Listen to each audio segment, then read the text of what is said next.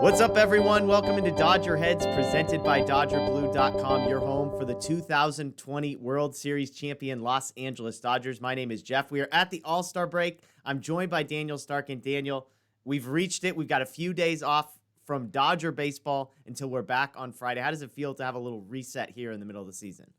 Yeah, I mean, I'm gonna miss baseball. I mean, we do get the home run derby and All-Star game, which is fun, but I'm gonna miss baseball. But I'd say for the Dodgers, the All-Star break came at a perfect time. We know how many injuries they've been dealing with, just how much of a grind the first half has been. So I bet those players are looking forward to getting a few days off here and just kind of resetting a little bit and then getting ready for a second half. You know, we got a close division race here, so it should be a good second half. Yeah, and it's fascinating that the Dodgers, many of them will be in Colorado for the All-Star game, Yeah. and then they just get to stick around. So kind of a nice sequence there. Not a lot of travel for those guys, which is nice. So here's a plan for today. Fun show for you as usual. We're gonna start in a moment. I've got some thoughts for some Dodger haters, so we'll start there. We'll do stock up and stock down. We'll do weekend quotes. Big deal, no deal. We'll talk first half awards, most valuable player, unsung hero, best in-season move, that kind of thing. Home run derby, and then all-star game talk as well. But let me start with some thoughts that I have. As I was looking back on the first half, I realized I have a message. There's lots of people out there who I would say are Dodger haters right now. They're not Dodger haters in the sense they don't like the Dodgers, but they're 2021 Dodger haters. And my message for them is really simple. You need to stop. You're being completely irrational. Whatever disappointment you have in this group, I think it's unfounded. And I'm not saying this as a guy who hosts a Dodger podcast show. I'm not saying this as a biased fanboy. I'm not saying this emotionally. I'm saying when you look at the numbers and you consider everything, when we're evaluating this team, the 2021 Dodgers, in a vacuum, I honestly don't know what there is to be disappointed about. If you read social media, you would think that the Dodgers were under 500, the way people talk about them. The Dodgers are 56 and 35. They are 21 games above 500. They have the second best record in baseball. They have a 615 win percentage. Now, I did a little research to put those numbers in context. So, skipping 2020 because of the shortened year, through 91 games, every year they've won the division dating back to 2013. Here is their record and standing in the division in each of those. 2019, they were 60 and 31 with a 14 and a half game lead on the division, which is absurd. 2018, 49 and 42, a game and a half back in the division. 2017, 62 and 29, 8.5 game lead. 2016, 51 and 40, 6.5 games back in the division. 2015, 51 and 40, 3.5 game lead in the division. 2014, 51 and 40, tied for the division lead. 2013, 46 and 45, a game and a half back in the division. The point is to say, only twice in that 7-year stretch did they have a better win percentage than the Dodgers currently have. 4 of the 7 years I just mentioned, they were trailing in the division at the break and came back to win the division. And obviously, all of that needs to be considering that this year the Dodgers have as much competition within the division as they have ever had. So I mentioned the Dodgers were 61 and 31 at the break in 2019. So that's, 4 games better than they are right now. They had a 14 and a half game lead on the division. That should tell you everything you need to know. They were 4 games better, and the gap in the division was about 16 and a half. That should tell you the context you need. If you want to look at team stats, the Dodgers are top 5 in just about every offensive category. They are 3rd in weighted runs created, top 5 in home runs and on base, 8th in slugging. Pitching, they have the best ERA in baseball. They are 3rd in strikeouts per 9. They are 5th in walks per 9. And that's with just 37 games from Corey Seeger, 34 games from Bellinger, Dustin May injured, Tony Gonsolin having missed most of the year, the Trevor Bauer mess, missing guys like Corey Knebel. So my point is, the Dodgers are 21 games over 500. The Dodgers have the second best record in baseball, and people are freaking out. They're losing their minds as if this team sucks. When you look at the numbers, when you look at history, there is absolutely nothing to be disappointed in this team. When you zoom out and you don't get frustrated or emotional about one day or one bad week, and you look back and you say, you know what? 21 games over 500, second best record in baseball, the best pitching in baseball, a top 5 offense in baseball, all without a handful of their best players. Daniel, am I crazy for thinking that there is nothing to be disappointed in this team about? Yeah, that was a nice little rant to the haters there. I love that. No, yeah, I agree with you. I think that a lot of the disappointment just stems from how good the Giants are, which is Yeah, beyond the Dodgers' control yeah. because like you said, the Dodgers have the second best record in baseball. The Giants pretty much came out of nowhere. Like if the Giants were having the season, people expected them to have, or even, slightly better than that, then there's nothing to complain about. Like the Dodgers are up 4 games on the Padres, who were the team they're supposed to Yeah. be competing with the division for. I think if you would have asked any of us, before the season started, that if we'd be sitting at the All-Star break, the Dodgers are on pace to win 100 games and they're 4 games above the Padres, I think we'd be like, hell yeah, like absolutely we'll take that, especially considering, how many injuries they dealt with, how much adversity they faced. Like it's been one thing after another all season long, and they've just kind of kept chugging along. So yeah, I'm with you. I don't think there's any reason to be disappointed about the first half. Like ideally you'd like to be in first place here, but there's still so much baseball to be played. Like the Dodgers and Giants still play each other like 9 more times, I think. Yeah.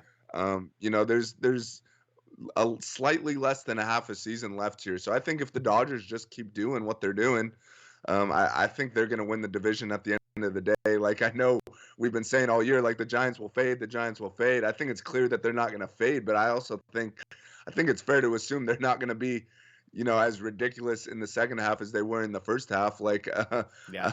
that would be, I mean, if the Giants win 110 games, then you just tip your cap, I guess. Like there's nothing you could really do about that other than the games, you play them head to head, which the Dodgers they've played the Giants pretty well head to head, So yeah, I don't really see a reason to be disappointed here. I think it's unfortunate. I think a lot of the Dodgers, as good as the Dodgers record is, it could be better if they just won like a few more 1-run games or a few more extra inning games. Like if you're going to be disappointed, I'd say be disappointed in that. But with that being said, I think that those numbers will kind of average out here in the second half. Like a lot of that has to do with luck. And I know the Dodgers, there's been some clutch situations where they haven't come through, and we've seen, they've been better lately with that. They were down 4-1 yesterday. They come back. Max Muncie hits the walk-off. So I think they're already starting to turn that around, and it'll be better in the second half. So yeah, there's really no reason to be disappointed here. The Dodgers, even with all the injuries that you mentioned, they're still on pace to win 100 games. You can't ask for much more than that. Yeah, I mean, I think your point about the Giants is a fair one, and that's what I think is frustrating is imagine if the Giants didn't exist right now. Imagine if the Giants weren't having the season that they're currently having. If the Dodgers were 56-35 with a 4-game lead in the division, I don't think people would be frustrated. I don't think people would be disappointed. And so that's the perspective. To your point, they are 2 games back of the Giants, which it's just 2 games back. I mean, I just mentioned a bunch of seasons, like 2016, they were 6.5 games back at this point.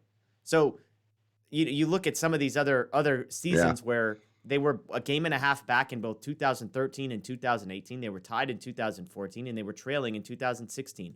All of those seasons, they go on to win the division. And so when you're talking about the Dodgers and that kind of thing, I think it puts it in perspective. To your point about how have they handled the Giants. They start off the season, they sweep the Giants in San Francisco. They come back just later that week. They lose 3 out of 4 at home. Later in this, then they had the 2-game sweep. So, I mean, we're talking about a 9-game stretch against the Giants, and the Dodgers have won 6 of them. They're 6-3 against the Giants. So, I mean, those are the types of details where it's like the Dodgers, when it comes to the Giants, the Dodgers can only control the games that they have in front of them when it comes to the Giants. They won 6 out of 9.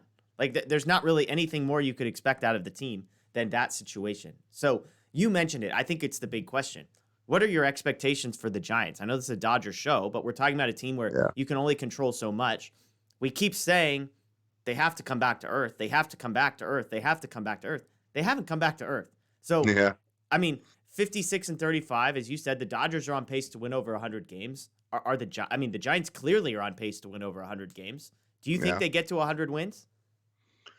I'd say maybe they fall just short. I think they're really good, and like if they win 98 games or something like that, like I don't think if you're a Giants fan or whatever, like you can't be bummed about that. Like that's absolutely ridiculous compared to where they were supposed to be. But I think if you look at where they've been getting a lot of their contributions from, so it's mainly been some no-name guys and also some older guys who I mean were played a big part in them winning 3 World Series back in the day, but in recent years haven't necessarily been great. They've dealt with injuries or whatever, whether it be Posey or Crawford or Belt. Like those guys have all been great, but it's important to remember, like, this is a 162 game season, and for the older guys, like, the grind gets tougher as it goes on. Like, it's easy, it's not easy, but it's easier to come out in April and May and June and when you're as healthy as can be and mash, but gets a little bit more difficult in August and September when, your body's beaten up, you've dealt with some injuries. Teams are more focused because there's a pennant race. So, I'm not expecting the Giants to fade by any means, but I also think it's pretty it's a tough ask to for them to keep their current pace. Like, they've been ridiculous, like, all the credit to them, but I'm not expecting them to win 105, 110 games this year. That would just be ridiculous. Yeah, even where they're at, so they would need to go 43-30 the rest of the way to get to 100 wins. That's about a 59% win percentage. So that's better than the Padres were in the first half, just for context. So, I mean, look, I'm done saying that, like, I'm positive that it's going to end because I Yeah. just don't know. And I Who mean, a knows? lot of this Yeah. is I have a lot of respect and sort of for Farhan Zaidi and the way that he does things. I mean, everybody Yeah. knows he's brilliant. He was a huge help to the Dodgers when he was here. And so, he built things the right way. So you knew that, like, you're going to stack the deck and put the odds as much in your favor as possible. Now, they've been rolling a lot of sevens. They've been getting really lucky, I think, and sort of maximizing, like, oh, if this has a 25% chance of happening, they're getting a lot of that happens, that happens, that happens. Is Posey, is Crawford, or is the performances that they've been putting on sustainable? Obviously, Posey just went onto the injured list. Who knows for how long that'll be. Gossman, like, has been really good. Is that, like, fully sustainable over the course of a year? Those are the types of questions that I think have to be answered. If you were a betting person, the Dodgers being the favorites for the division, the Dodgers being the favorites for the World Series are probably all still the case. Yeah. The Dodgers have gotten unlucky health. It's not to say that, like, everybody's been dealing with health injuries. Like, you look at the NBA playoffs, I think that's probably a model for what teams might be expecting going forward, is that you go from a 60-game season to a 162-game season. That kind of thing could happen. And I don't know enough about other teams to say the Dodgers have gotten way more unlucky than other teams. Yeah. Obviously, just 37 games from Seeger, 34 for Bellinger, and then the Dustin May injury. Those are really tough. But everybody's dealing with that kind of thing. So thankfully, the Dodgers are about to get more healthy. May is the only guy. I mean, obviously the Trevor Bauer situation, but May is the only injury that should linger into the second half. Bauer expected to not be done by you and me, not by, like, sources or anything like that. I don't. So it'll be interesting. But let me ask you one last question before we move on. More or less confident today in the Dodgers winning the division than you were at the beginning of the season? I'd say a little less, just because I Yeah. was extremely confident at the beginning of the season, and we thought it was going to be a two-team race between the Dodgers and Padres. We weren't expecting the Giants to be this good. So I'd say a little less from the beginning of the season, but I'm still really confident. It's 2 games separating the Dodgers and Giants is absolutely nothing. Yeah. Like, that could change within the first 2 games after the All-Star breaker. Like you mentioned, they play each other, that not the first series, but the second series. So, like, the Dodgers win a couple of those games, everything changes. So I'm not worried about the 2-game deficit. I'm still really confident, just probably not quite as confident Yeah. as I was before the season when the Dodgers were fully healthy. They had 8 or 9 starters. They had, Yeah. the best lineup in baseball, which I still think they have. But I think a lot has happened to make me just a little bit less confident. It's interesting because if you told me the Dodgers had a 4-game lead on the Padres at the All-Star break, I'd be thrilled. And Yeah. so that piece makes me more confident. Like, man, we've Yeah. already got a 4-game cushion on the Padres. The Padres have dominated the Dodgers too. So, like, in games where the Padres aren't playing the Dodgers, they've been dramatically worse than the Dodgers, and Yeah. and yet, yeah, the Giants piece is worrisome to me. So in my brain, I'm trying to weigh out those two things where on one hand, I'm more confident about the gap between the Dodgers and Padres than I think I was at the beginning of the year. And yet I'm less confident in the gap between the Dodgers and the Giants. So I would say I actually think I'm more confident because of that gap with the Padres. I just still view them as the true competition. The Dodgers can't possibly do worse in head-to-head matchups with the Padres in the second half than they did in the first. I think the Dodgers are going to be better in the second half from a health perspective. And I think there's moves to be made for the Dodgers that maybe other teams won't be making. So I think I'm slightly more confident, but you could have convinced me either way, right? Because with the Giants piece, I'm there as well. Let's move on from that conversation. We're going to circle back to some stuff towards the end when we talk about some season awards. But let's do stock up and stock down here. Daniel, I'll let you go first. I've just got a bunch of guys on the stock up train. There Yeah. are some I could have done on the stock down, but I opted for just stock up. So why don't you start first? Who do you got for stock up? My first stock up is AJ Pollock. This one was a no-brainer. He's probably the hottest hitter on the planet right now. He hit 5 homers in the last week. Yeah.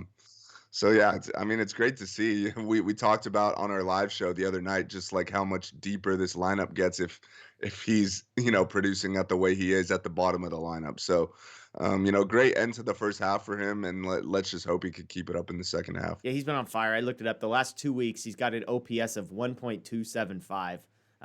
So it's huge. It's huge. If he can continue that, it would be big. I'm going to go to the bullpen for my first stock up. This is a guy that you love, Blake Trinan. Has not allowed an earned run since June 23rd. So 7 2/3 since then, 8 strikeouts, 1 walk, 5 hits. He's been really good. We know the Dodger bullpen has been a roller coaster at times, but Trinan, stock up. I mean, like I said, no earned runs. I think he allowed 1 run, but it was unearned. But no earned runs since June 23rd. So stock up for Blake Trinan for me. Nice. My second stock up, I'm going with Mookie here because just the way he's looked over the last week or two, it feels like that's the actual Mookie Betts that we haven't really seen a whole lot in the first half. He's hitting more homers, he's getting on base more. I think his OPS over the last week is like 1,200. Yeah. So that's great to see. We've talked about how this team, the offense especially comes and goes with Mookie. He's the table setter at the top. So if he could kind of if we get this guy for the second half, then I'd say my confidence in winning the division goes, way up. Yeah, just briefly on that, are you concerned at all about his decision to sit out the All-Star break, saying he needs to rest his body? Do you view that as what's going on, or like, hey, this is just really good? No, I view that as a good thing. He's obviously, going to the All-Star game is a great honor, but he's been there a bunch of times. And we know he's been banged up pretty much the entire first half. It hasn't been any major injuries that have like forced him on the IL, but he's missed time here and there with a number of different things. So I actually like it for him. Take 4 days off, get rested and get ready for the second half. Yeah. Tony Gonsolin next on my list. This is a guy that started out the season injured, comes back, couldn't get length, was having troubles with walking batters.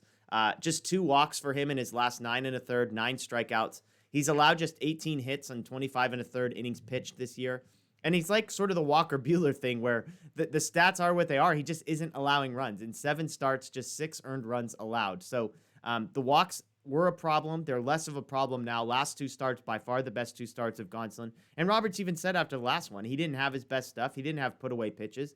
Gonsolin feels built up. He wishes he could get deeper into games, but he knows he needs to work a little bit more efficiently. But just really thrilled with what I've seen from Tony Gonsolin the last 2 starts. Heading into the second half of the season, we know the woes that the Dodgers have in the rotation.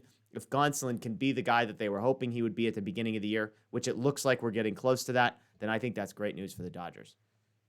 Yeah. I saw someone tweeted that he has like a 2.21 ERA on the year or something. Yeah. I was like, wait, what? Like, because it feels like he's been like bad Totally. for most of it. But I mean, credit to him. Like, even though he's like you said, he's been walking a lot more guys than his usual self. Like, he's still been able to prevent runs, even if he hasn't gone deep in the game. So yeah, I think he's looked a lot better. Not as much this last start, but the one before he looked great. Yeah. So yeah, it should hopefully a big second half from him. He dealt with the injuries too, obviously. So it's good to see him finally healthy and now, like you said, he's fully built up. So he should be able to give some more length in the second half. My last one is actually a stock down. It's your boy Austin Barnes. Over the last, even for himself, over the last week, he's 0 for 8, which is not great. We saw the Dodgers score 22 runs on 29 hits the other night. He still managed to go 0 for 4 in that game. Josh Reddick got him out, so felt like I needed a stock down, and Austin Barnes was really, honestly, one of the only guys who's an option here. I mean, I'll be curious to see. The trade deadline's just around the corner. Keibert Ruiz continues to absolutely mash in AAA.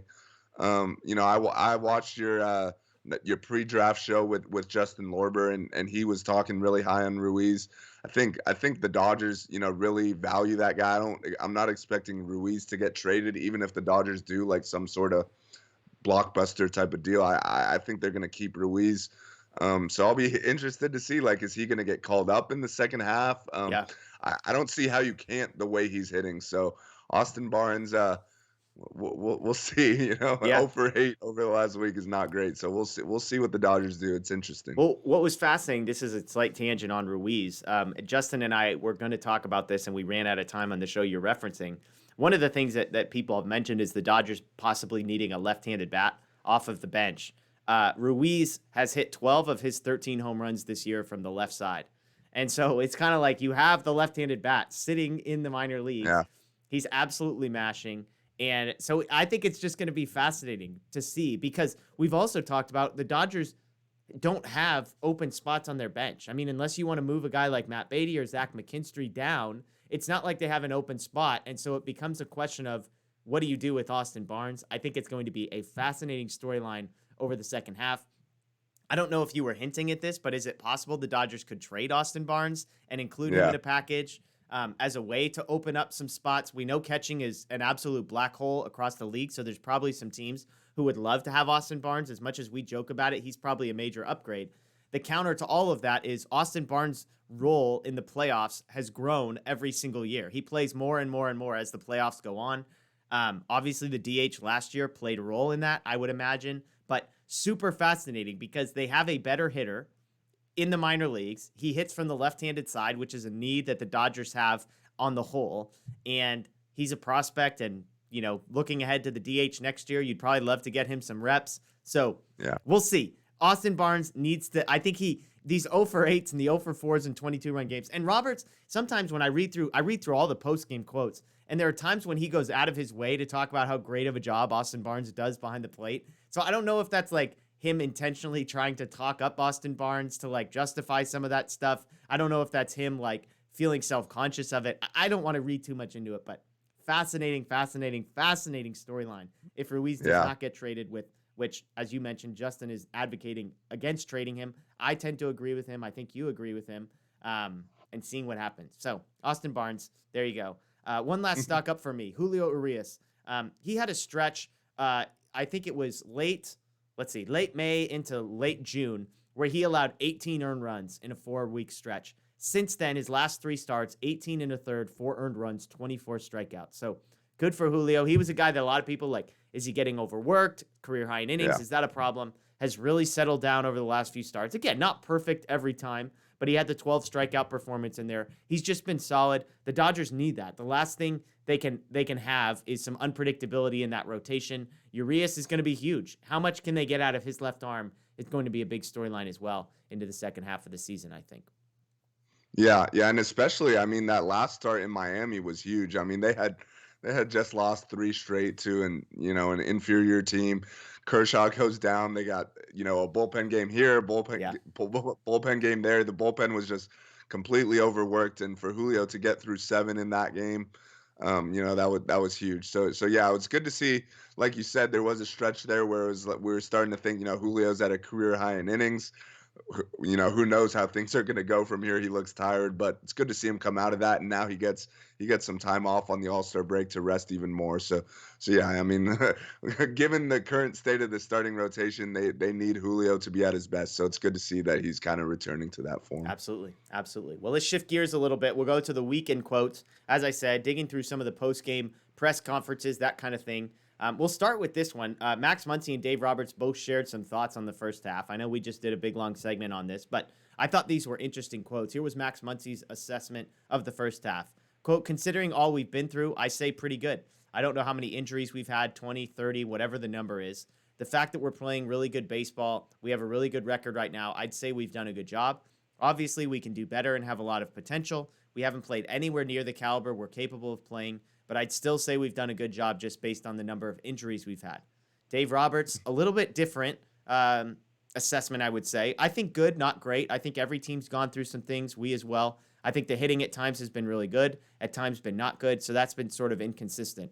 I think the thing we need to get better at and clean up is the defense. That's probably the most glaring. Infield defense in particular. The pitching has been really good for us. The starters and the guy in the pen have done a fantastic job. I looked it up. Dodgers tied for 6th in Major League Baseball in errors. So injuries, errors, any reaction to the thoughts of Muncie or Roberts there, Daniel? I think Dave Roberts was pretty spot on right there when he's talking about the inconsistency. Like as great as the Dodgers record is, like they're just a really streaky team. Like Yeah. they're either winning every game or losing every game. Yeah. If that's what it's felt like at least. So ideally you'd like them to be more consistent, but I guess, if the end record ends up the same, like, that's fine, I guess. But ideally you'd like to avoid the 4-game losing streaks, coming right after a 9-game winning streak or whatever. And I agree with him on the defense as well. Like that's something that clearly needs to get better. And even more so than just errors, like the Dodgers pitchers need to hold runners Yeah. on better. Like it's just a merry-go-round on the base pass. And even the Dodgers themselves could get better on the base pass. Like they've ran into some outs and stuff. So, I'd like to see them clean up those little things. And I think if they do that, we'll see a lot of those, like I talked about how bad they've been in 1-run games and extra inning games. Like a lot of that just comes down to executing on the little things. So if they get better at that, I think that those stats will turn around and they'll be better in those type of situations in the second half. Muncie talked about injuries. Do you think the Dodgers have an excuse there? I mean, it feels like, yes, the Dodgers have struggled with injuries. It feels like everybody struggled with injuries, though. So I always wrestle. Like, do you feel like the Dodgers have been, no pun intended, more hurt by injuries this half season than other teams around the league? Yeah, I mean, like you said earlier, like we don't really follow the other teams like on a day-to-day basis the way we do with the Dodgers, so I can't really speak to that. I know every team's dealt with injuries. Like there hasn't been a healthy team out there. I'd say the Dodgers are probably one of the most. I'm not going to say they're the most injured team, but I'd say they're definitely up there. They've missed MVPs, they've missed World Series MVPs, they've missed Cy Young Award winners. I'd have trouble finding another team that has maybe the number of injuries is more or the same for other teams, but I'll be curious to see, like, as far as impact goes. Like, I don't think anyone else is missing multiple MVPs and multiple Cy Young Award winners for an extended period of time. So I'd say injuries are an excuse in the sense that you could look at certain stretches where the Dodgers struggled and say, yeah, we're missing this guy and this guy and this guy. But I'd say overall, on the whole, like it's not an excuse to. And the Dodgers haven't been bad by any means. Like the Dodgers' record is right where it should be. But I'd say you can't use injuries as an excuse for overall performance. And I don't think the Dodgers are. Like they've had an injury every day almost, it feels like, but they just kind of keep chugging along. So I hope they're more healthy in the second half. But the depth has definitely been put to the test. I'll say that. Yeah, absolutely. Looking at there's a Man Games Losses an account on Twitter that I was just looking through. Talking about MLB injuries, injured list games missed versus team wins. The San Diego Padres actually lead the league in injured list games missed by quite a wide margin. I mean, they're up looks like maybe, let's say, 1,150 games missed due to injury. This is through June 30th. And then you've got another grouping of teams right around the it looks like maybe 800 to 850 mark. And that's where the Dodgers are grouped in with the Blue Jays, the Rays, the Dodgers, the Giants, the Astros, the Brewers, the Mariners, the Cubs. That's kind of the second list in there. And so that doesn't measure the quantity as far as lost WAR. Although here you go. This is from so this is July 1st. I won't be able to see the full list because it looks like it's a paid list. But the top 5 impact on teams from injured players and injured list lost WAR. So I don't know how this is calculated. We're just shooting off the hip here. The Mets are first. They've lost a 10.86 wins above replacement. The White Sox are second, 8.64. The Giants are third, 7.65. Blue Jays fourth, 6.17. Houston is fifth at 6.06. Again, apologies, I don't know how they're calculating that, but just to put into context, I'm going to defer to this category here, just as a sense of there. But I mean, I know like even something as silly as in our fantasy baseball league, we voted to add an additional injured list spot to our rosters this year because every team in the league had at least three injured list guys. So it just feels like that's a thing. So anyways, enough on that. Couple more quotes here. Some good news. Corey Seeger update. This is from Dave Roberts. He's going to head home for a couple days, and then he'll go to Arizona while we're in Colorado. He'll take at-bats, simulated games, some games that will be going on down there. Once we finish that Colorado series, we'll reassess, see where he's at physically, and make a decision then. Right now, there's no thoughts of a rehab assignment. It's more of just getting live at-bats in Arizona.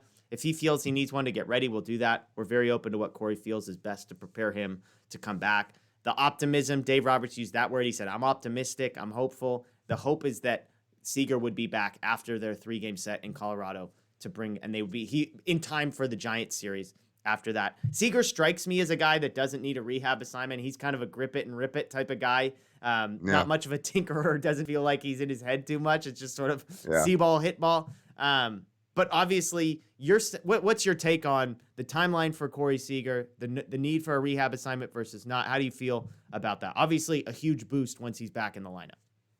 Yeah. I mean, I think whatever he prefers is fine. I'd say my main thing is just don't rush him back. Like, you don't want this to become a problem for the rest of the year or whatever. Like, I know it's a broken hand, so it's not like a lingering hamstring issue or anything like that. So like, that's good at least. But I'd say just give him as much time as he needs. Like, this team's been getting by without him for a while now. Like, if it has to be an extra week, then like so be it. But let's just make sure he gets to 100%. So we have him, for the stretch run of the season, because we all know how important Corey Seager is to this team. Yeah, absolutely. Absolutely. Last quote here. This is Justin Turner on Walker Buehler. This is a conversation you and I had in the post-game show the other night, but here's the full quote. I think it's worth discussing a little bit. He was asked kind of on Walker Buehler's performance this year, maybe some improvements you've seen, and he said, quote, I think Walker has always been a big game pitcher. We've seen it year in, year out in the postseason in game 163. I think where I've seen him grow the most is in the not big game, taking the ball and competing, being efficient, getting deeper into games. I think that's something he's taken a lot of pride in and worked really hard on. I think you've seen that this year with him pitching deep into games every time he takes the ball. Buehler was asked, and he's like, yeah, I've kind of got to keep myself in the zone, scream at myself a little bit in those moments. But we talked about this again, but your thoughts on this idea that Buehler has been able to not only dominate the big games, but also sort of the average Wednesday night game in Colorado as well. Yeah, I mean, I think something we talked about even before this season is that, like, as great as Walker Buehler has been in the playoffs and the big games, like you said, like, coming into this year, his overall, like, regular season numbers were not, like, extraordinary. Like, they're good, but he hasn't been really, like, a Cy Young type of guy at this point in his career. So it's been good to see him put it all together for a half a season. We'll see what kind of second half he has, and we'll see if he ends up in the Cy Young conversation at the end of the year. But I'd say right now, he's definitely been one of the best pitchers. He's been one of the most consistent. Like you said, he's gone 6 or more in every start except for one. He hasn't missed any time due to injury, which I think is also big. So yeah, I think we're seeing the best version of Walker Buehler right now. And the scary thing is he hasn't even been at his complete best. Like, we're seeing the best regular season version of him, but it's not the best overall version. Like, we've seen what he does in the postseason, and he's able to just take it to another level. So the fact that he's this good right now, like you said, in the not so big games, like the Wednesday nights against Colorado or whatever, just makes me that much more optimistic that we're going to get probably the best version ever of Walker Buehler, in the postseason, as long as he could stay healthy. And the arrow is pointing up. I mean, we've talked about this again. I don't mean to repeat myself, but there was a stretch where he was far outperforming the underlying metrics, where it was like the strikeout rate wasn't very good, the exit velocity wasn't very good, and yet the ERA was really, really low. And so we said this could go one of two directions. Either the strikeout rate's going to improve and the exit velocity is going to decrease, or the ERA is probably at some point going to catch up with those predictive type numbers. And what has happened is the strikeout rate has gone up. So he has improved and been better. And so I think that's a big deal for the Dodgers. Again, we talked about it with Urias. We know that in the second half, the margin for error among starting pitching is going to be non-existent. And so with a guy like Buehler being able to get you deep into games, it eases the stress Like if Urias and Buehler, Kershaw, Gonsolin, if those guys as a group can average 6 innings pitched per start, which Buehler has been giving you, Kershaw has been giving you, Urias has been much better about giving you, obviously Gonsolin being built up. But amongst the 4 of them, if one guy goes 5 and the next guy can go 7, that's going to go a long way towards figuring out what that 5th spot in the rotation needs to be and keeping your best guys available for when you need them. So something to keep an eye on as well. Okay, shifting gears one more time. Let's get to big deal, no deal. It's a segment we kind of got rid of because it was misnamed, but I've got a few that fall into this category. So we'll bring it back for today. The first one's something we touched on. Dodgers are 6th in Major League Baseball in errors this season. They have 56 errors in 91 games played. They have played a couple more games than some other teams, so full disclosure there. I don't know if that's like a huge difference maker between 56 errors or whatever, but is this a big deal? Are you seeing anything that feels sustainable in a bad way? Do you feel like this is something that could continue into the second half? Yeah, I think it's a big deal, but I will say I think they definitely can be better. Like they've shown in the past that they could be a strong defensive team. But yeah, I think it's a big deal. And like I know the Dodgers, like you said, their offense has been one of the best in baseball. Their starting rotation has been the best in baseball. Their bullpen's been really good too. But you can't be affording to give teams extra outs. And as we've seen, teams are going to take advantage of it. Like if a guy gets on an error. Yeah. And then steals second base, that's like the same thing as hitting a double there. So, that's just stuff you got to clean up. And like I just said, it definitely can be done. Like these guys, a lot of guys on the Dodgers that haven't been great defensively have been proven to be better, throughout the course of their careers. But I think especially like you see it like when they play a team like the Padres who are really good defensively, who are really good at base running. Like I think that's been, kind of the difference in some of those head-to-head matchups where the Padres have won a lot of them. They've just been better at those type of things. And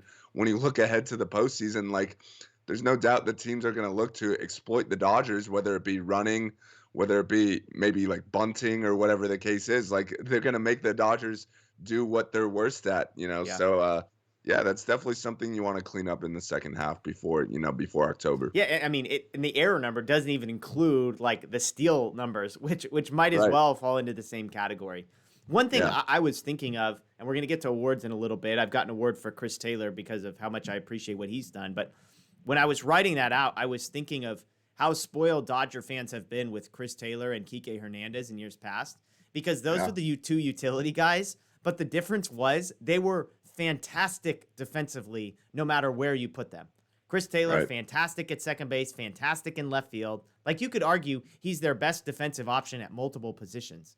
I mean, I suppose you could make an argument Taylor might be in the conversation for the best defensive shortstop the Dodgers have. Not to get too crazy here, but like it just goes to show. We know Kike Hernandez. I think what we've seen this year is when they've moved McKinstry around, when they've moved Matt Beatty around, those guys aren't good defensively at most of the positions. Like it's not like they're league average. They're like below average in a lot of cases. You watch these guys try and track down fly balls, and it's like, please, for the love of God, like stop. And so I wonder, I didn't do a breakdown of who had the most errors, but those are the moments that come to mind when it's like, we're putting guys in situations that maybe they're less comfortable in. Even some of the guys they called up, Zach Rex and Luke Raley and Sheldon Noisy, those types of players, they didn't necessarily seem as competent defensively as well. So I'm with you. I think it's a big deal. I think when you look at the roster, when they get healthier, guys are back in positions, Bellinger in center field, Seeger at shortstop, AJ Pollock getting more playing time in left field. I think those guys are all solid to above average. I mean, Bellinger's obviously one of the best defensive center fielders, but I think the less Matt Beatty, Zack Mckinstry innings we get in right field and left field at second base, the better, all things considered. Couple more here. This was one we've talked about. Big deal or no deal that it does sound like the Dodgers are officially going to stretch David Price out over the All-Star break.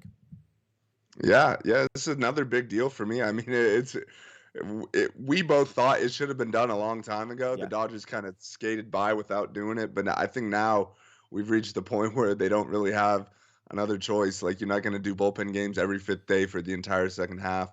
you can trade for a starter, and they probably will. But at the end of the day, you still need some depth. Like, you can't count on everyone, staying healthy for the whole second half. And I think we've seen some of the, AAA type options that you think like, hey, maybe that guy could give us a spot start or come up and make a few starts. Like, those guys have not panned out at all. Like, we still haven't seen, Josiah Gray, who we may see in the second half, but even he's been injured. So yeah, I think it's a big deal. David Price, he's been a starter his whole career. It's not like you're asking him to do something he's not capable of. You're just telling him to go back to what you've been doing your whole career. I think it was good that they were able to kind of manage his innings in the first half. So now he could start in the second half, and you don't have to worry like, oh wow, like David Price is getting close to 200 Yeah. innings here. He didn't pitch at all last year. Like, no, that's not the case at all. So yeah, I think it's a big deal. I still think he could be a good starter. Like, we saw his last start here, he went 3 innings.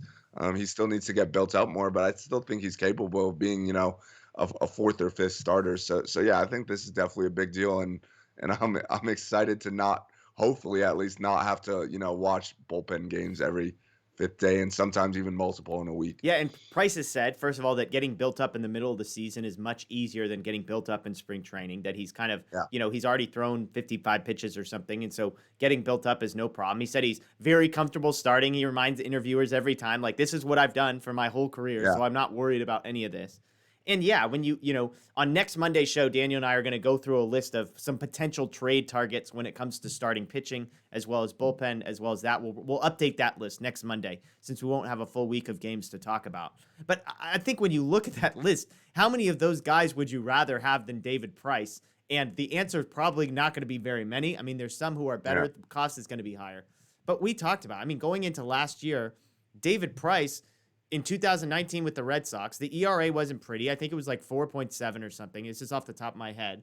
But all the underlying metrics were much better. And so I think having David Price in that role is actually something that the Dodgers can feel comfortable about. And we talked about with injuries. If Bauer is done, we know Dustin May is done.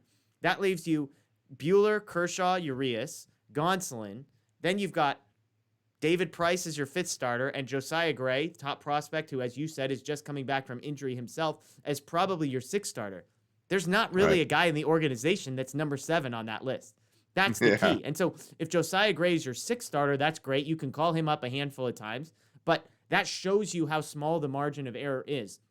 In years past, you've had the Tony Gonsolins and the Dustin Mays just sitting in the bullpen. Hey, you know what? You need a spot start. You need somebody to fill in. No problem. The Dodgers don't have that luxury this year. So I think David Price getting stretched out makes sense. And also, they've got some more guys to cover for him in the bullpen. I think the bullpen, the talent out there is growing as Joe Kelly improves, as Bickford does what he's doing, that kind of thing. And so I think the depth in the bullpen makes you say, you know what? It's not as big of a loss to the bullpen as maybe you expect, because David Price has been solid, but it's not like he's come in and been like a dominant force out there with an ERA under 1.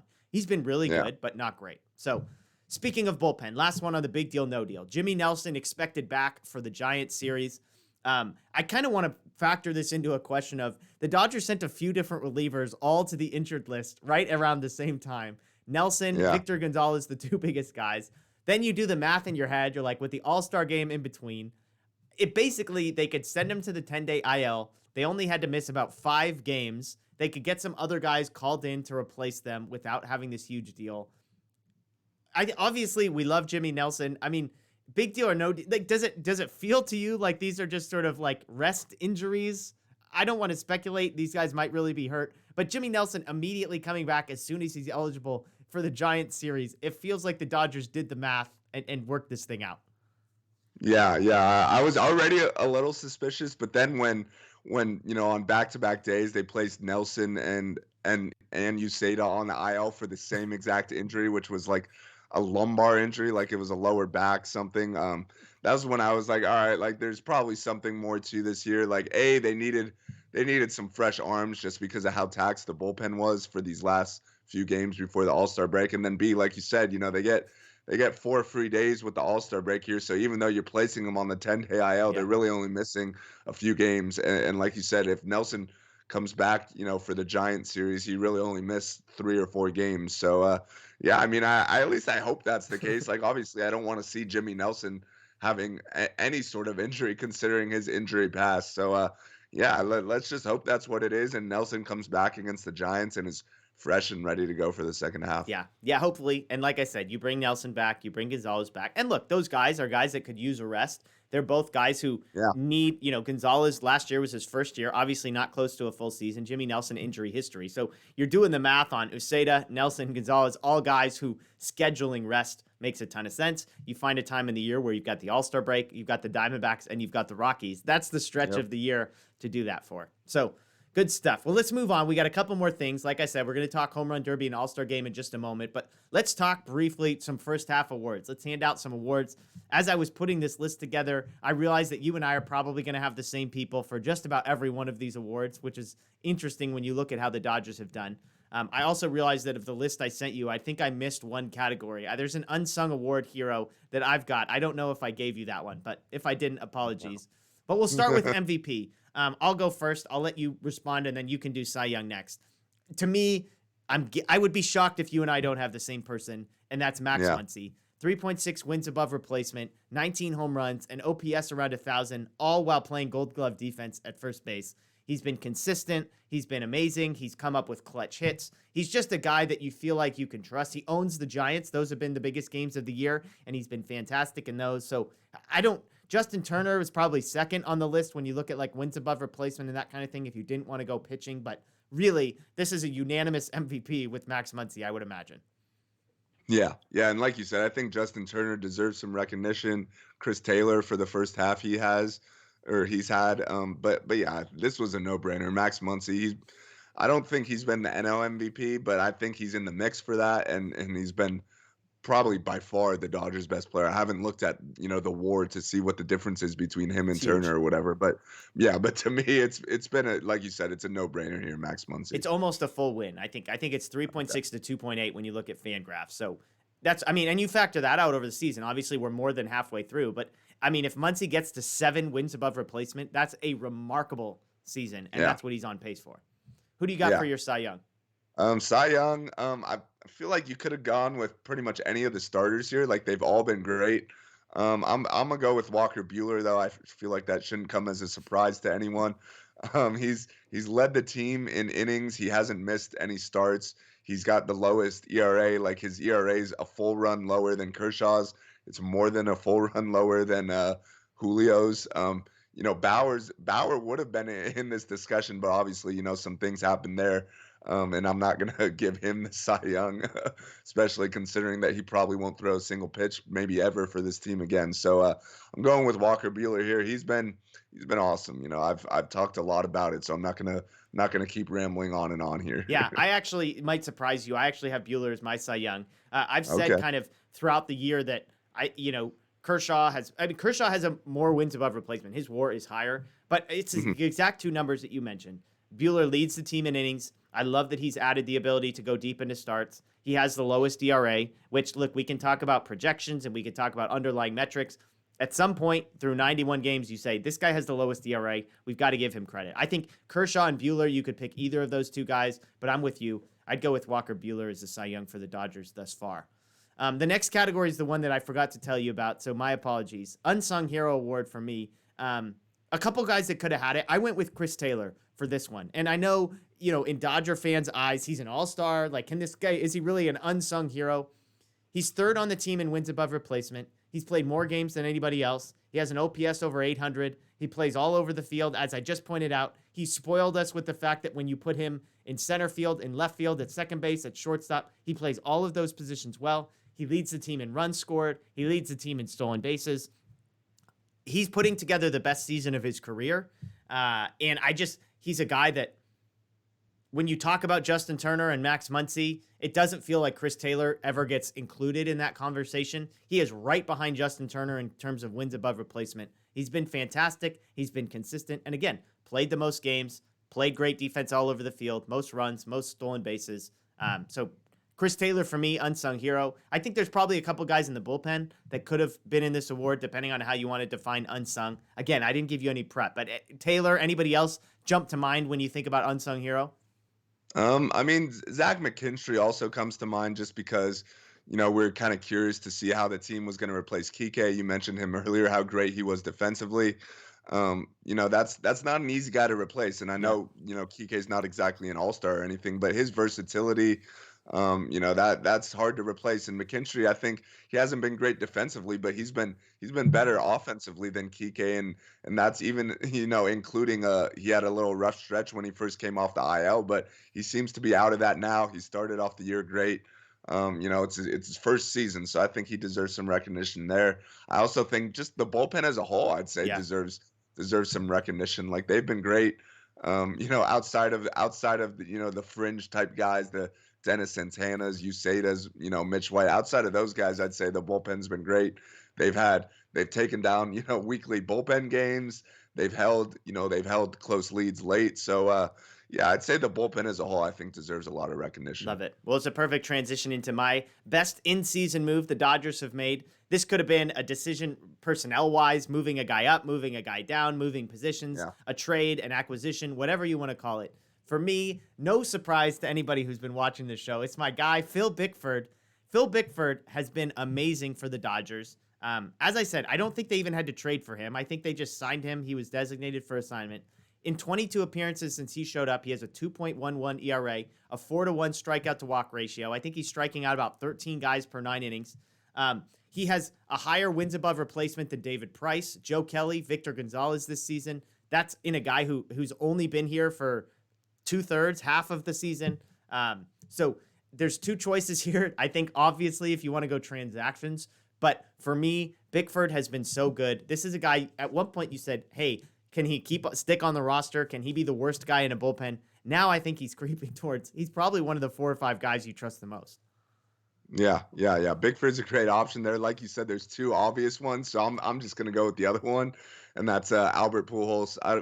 We can't say enough words about what he's meant to this team, not only on the field but off the field as well. Yeah. He's a great veteran leader. You see guys just kind of gravitate towards him, whether it be in the dugout or whatever.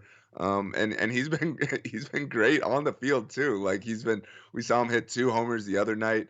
He's been absolutely mashing lefties, which I'd say has been the Dodgers' biggest weakness offensively. So for them to be able to add him for nothing on a minimum type deal, and for them to get the production they've been getting, it's been awesome. It was a move that surprised us all at first, but then once we kind of started digging into it, it made a lot more sense. And I think Andrew Friedman just deserves a lot of credit, because a lot of teams probably wouldn't, didn't even want to even go there.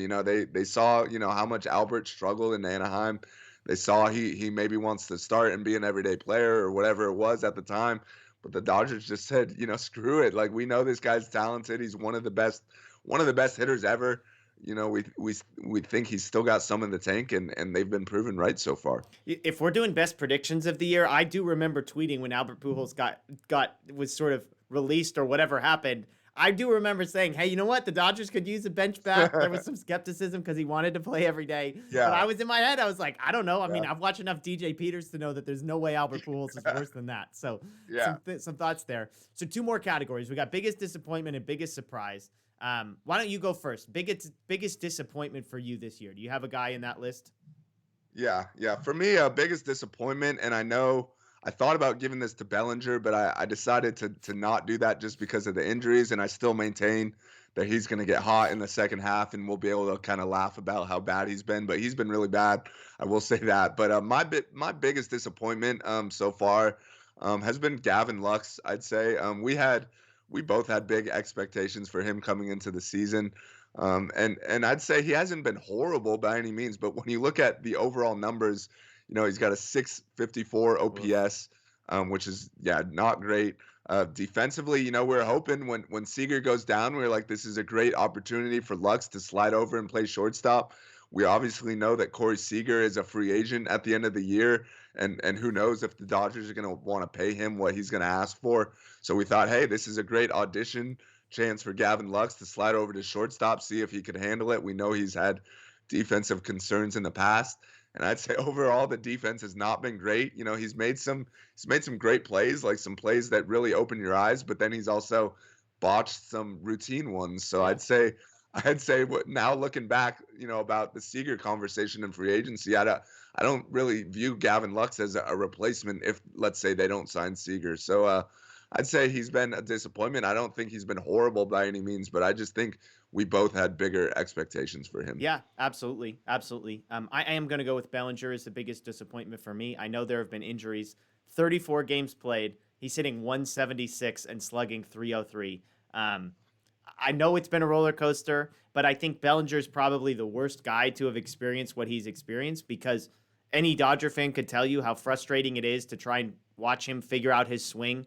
I joke that Yeah. Corey Seeger is grip it and rip it. Bellinger could not be further from that. When it is Yeah. bad with Bellinger, it is ugly as far as his swing and just the holes in his swing. Yesterday, he comes up with the bases loaded and it wasn't even a competitive at bat. I mean, he was swinging Yeah. at pitches not even close. And so I think that's what's hard with him is it's not only the numbers, but it's what it looks like is really, really tough. So Mhm. we'll see. I mean, I think I'm less optimistic than you. Maybe we can talk fantasy baseball trades offline, and if you want Cody Bellinger, maybe we can work something out. But his weighted runs created this season is 70. That means he's 30% below average this year, Yeah. and that's concerning. So that's my biggest disappointment. I know there's factors to factor in there. I think Lux is a fair one. There wasn't really many obvious guys other than that. Yeah. Even Yeah. a Joe Kelly, who I've been frustrated with, I've been really impressed with of late. Kenley Jansen's been really good. So not a ton to choose from, which is nice, in part because of injuries. Obviously, if you want to go moral disappointment, Trevor Bauer probably belongs in that category, but we'll just leave that one alone. Go back and watch our last show if you want to hear our thoughts on Bauer. Biggest surprise for me, this is where I went with Pujols. I just said Cody Bellinger's weighted runs created plus is 70, where 100 is league average. He's 30% below average. Albert Pujols is 122. He is 22% league average offensively. He has an OPS of 824 with 8 home runs in 39 games as a Dodger. My brother texted me, this is the highest his OPS has been since 2012. Part of that is, I think, because they're platooning him a little bit. They're restricting him to facing lefties and guys that he can mash. But man, I was optimistic. I wanted him to come in. If you had told me you were going to get a 95 weighted runs created plus, I would have been thrilled. 122 is absurd. Yeah. I mean, I already talked about Pujols, so I have nothing to add to that. You're absolutely right. My biggest surprise, I actually have two guys. The first is someone you just mentioned, Kenley Jansen. I mean, no surprises here, Daniel. No surprises here. Yeah, you could take your victory lap with that one because you were high on him coming into the year, but I don't even think you thought he'd be this good. Like, I think I said ERA under 3 was my bold prediction. So, I mean, I had a lot of leeway there. Yeah, he's been one of the best relievers in baseball. He's, I think within Kenley being a surprise, I'd say the biggest surprise has been his velocity. Yeah. Like he's been hitting 97 at times, which we hadn't seen in years. So yeah, I mean, I guess contract year Kenley's a thing. I guess he wants that next deal or whatever, but he's been great. I think, there's definitely still some skepticism there. We'll see what happens in October at the end of the day, but I don't know how even Kenley's biggest haters would have to admit, like, he's been great this year. Like there's nothing you could say bad about him. Like he blew 2 saves like in April or whatever and has been perfect ever since. So Kenley is my first surprise. My second one is Justin Turner. I mean, the defense hasn't been great, but I think when you look at the offense, he's having the best offensive season of his career, which at age 36 or whatever he is, that's impressive. He came out hot in April, which we're not used to seeing from him. And he had one little rough stretch in there in May, but then he's picked it up and he's been, arguably the hottest hitter in baseball over the last like 3 to 4 weeks. He's rightfully headed to the All-Star game. He should have been voted in a lot sooner than he was, but he's been great. We talked obviously in the offseason, we talked at length about whether or not the Dodgers should re-sign him, how many years they should give him, whatever the case may be. But he's been absolutely worth the contract he's signed for sure. Yeah, absolutely. I'm going to add one category, the disappointment and surprise. Will Smith not making the All-Star game. It still makes no sense to me. You'll never explain this to me. I apologize again to the people on Twitter who follow me and are probably sick of me talking about it. But it's Will Smith has been really good. I don't think he's been amazing. He hasn't played up to his potential. I think he's been really solid. The fact that we have 4 NL catchers who have been named All-Stars and Will Smith isn't one of them is absolutely surprising, disappointment, mind-blowing. And what's even crazier is nobody's talking about it. I feel like you read every snub list and national guys, and it's like nobody's mentioning that the second best catcher in the National League is not on the All-Star team. So anyways, enough with that. Let's end with some All-Star game home run derby talk. Tonight is the home run derby. We talked about it. I have not been more excited for a home run derby, and I don't know how long. Maybe it's because I'm not working tonight, so I can actually sit down and watch at 5 p.m. The field and odds. I'll throw these at you, and my question for you, Daniel, is who would you bet on? Whose odds do you like? It's not necessarily who do you think's going to win, but when you think about odds to win versus what you would get return-wise on a bet, throw some names at me. Ohtani is plus 200, so 2-1. You bet $1, you get $2. Gallo plus 350. Alonso plus 500. Olsen plus 550, Soto plus 950, Story 10-1, Perez 10-1, Mancini 15-1. Obviously, Ohtani, the heavy favorite, Gallo not too far behind him. Who do you like from an odds perspective there? Yeah, I mean, obviously, I'd say Ohtani and Gallo are the two guys that I've seen basically everyone picking, and I think Vegas agrees they're the two favorites. So I'm gonna stay away from them. I'd say just if you're looking for value, I might go with Trevor Story. He's the hometown guy. He knows Coors Field better than anyone, and that guy hit some absolute bombs. Like yeah, you could look it up on YouTube. Like some of the home runs he's hit at Coors Field, he hits balls like 500 feet, like routinely. It feels like so.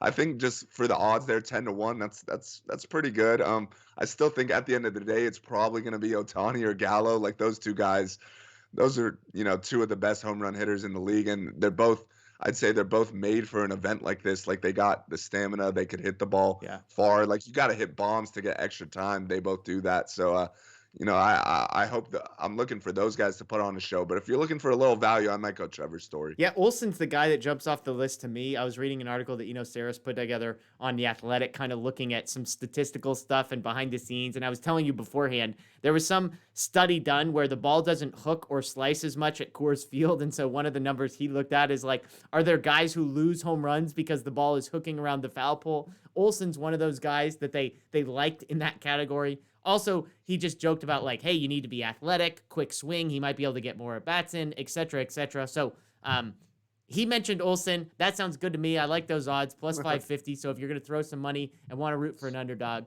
honestly, I look at this and I'm like, Ohtani still feels like decent odds. I mean, plus 200 for him to win. Yeah.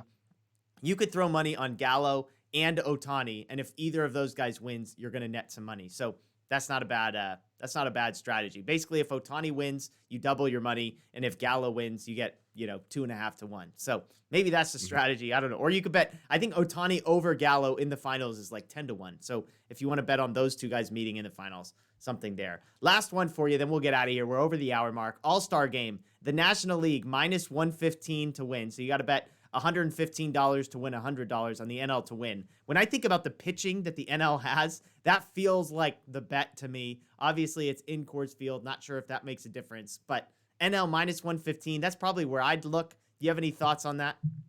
Yeah, I'm with you there. I mean, I feel like the rosters have changed so much that I couldn't even tell you who's playing for which team, but I think overall the NL team is just a lot better. And like you said, the pitching especially, like even though I think Gossman's not going to pitch, Woodruff's not going to pitch, DeGrom's not going to pitch. Like those I'd say have been the three best in the first half.